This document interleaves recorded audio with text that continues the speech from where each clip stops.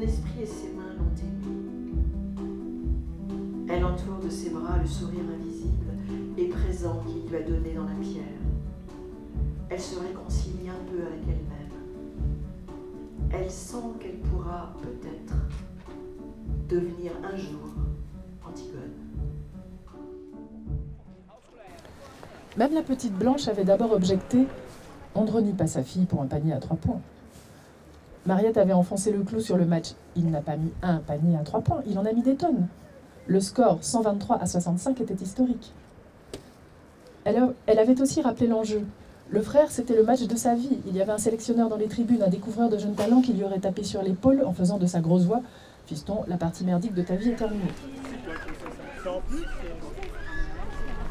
Tous le suivirent docilement en un concert de bruits de bottes claquant sur le bois, les visages graves, les têtes légèrement baissées, les mains jointes dans le dos.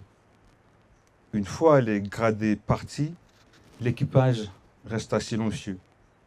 L'inquiétude nouait les ventres et séchait les bouches. Tous remarquèrent qu'il n'y avait plus rien au-dessus de nous, aucun oiseau, aucune brise. Puis on entendit des chuchotements, quelques commentaires, des spéculations. Essayer de se rassurer, dédramatiser, ne pas croire aux signes de mauvais augure. La rumeur cessa quand se précisa l'étrange apparition qui se rapprochait.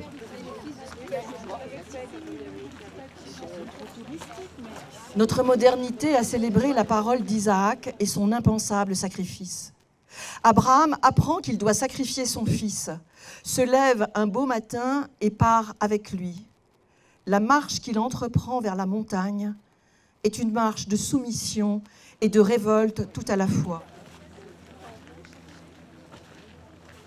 On oublie trop que c'est pour se protéger qu'il a occupé ces postes. Et moi, je le comprends. S'il accepte d'avoir un Premier ministre qui n'est pas lui-même, ce Premier ministre voudra lui aussi être président de la République et fera un coup d'État avec le ministre de la Défense parce que notre ministre de la Défense, c'est un militaire très dangereux qui a déjà fait un complot pour tuer l'immortel Marian Gwabi et il a réussi son complot.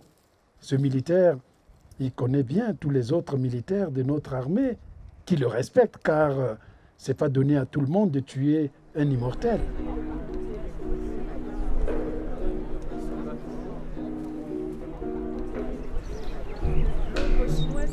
Je vais tenter de rattraper le coup. Je viens vers toi. J'arrive. Je vais te prendre par la main, toi qui as une foi inébranlable dans ta bibliothèque et tes sources. Faut-il que tous les jeunes poètes connaissent leur crise rimbaldienne, la désillusion face aux attraits et au pouvoir réel de la poésie? Le long de la route, couvert de rosée, paysannes et mulets chargés descendent au marché. Moi, je déteste balayer, nettoyer, arranger, essuyer. C'est ridicule de faire le même geste chaque jour.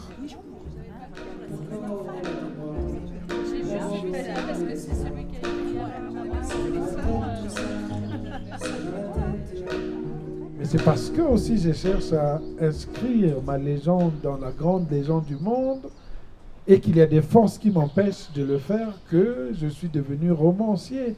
Que je voulais revisiter la traite sans jamais évoquer la couleur de peau. Je pensais que ça allait être difficile, mais c'était très, très simple.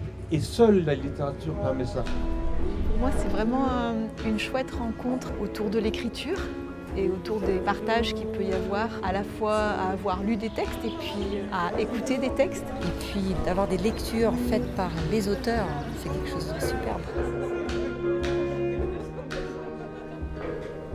L'homme surveillait maintenant la position des 3 baguettes sur le flanc de la barque et ramait doucement afin de maintenir les lignes parfaitement verticales et à leur profondeur exacte. Il faisait tout à fait jour et le soleil allait se lever d'un instant à l'autre.